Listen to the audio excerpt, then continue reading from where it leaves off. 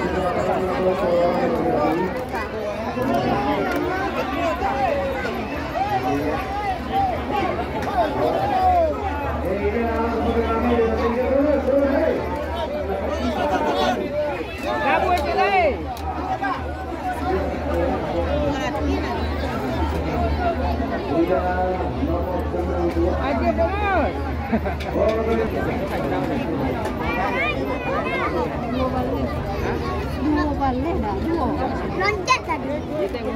Nanti kan juga lama pegang itu.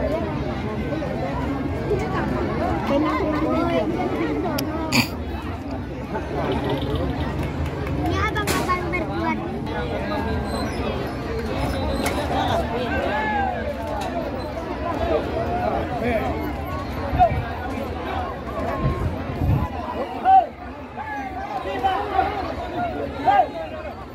Allah ya Rabbi. Melopir. Siap.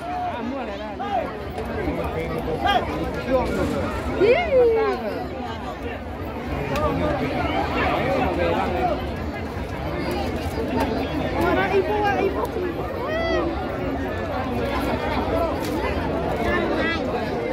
Itu kamu udah.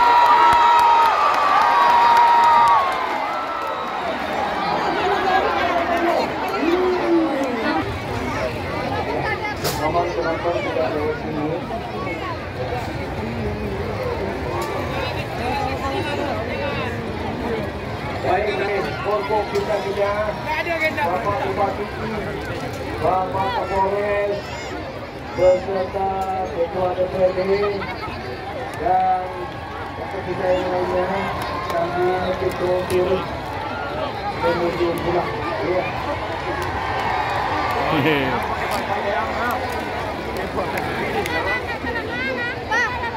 Mohon Habibi, anak Pak Dandim yang belum video ya, joki sebelum masuk ke pemenang jangan gunanya selain pelatih, jangan mudah-mudah. Ya, mohon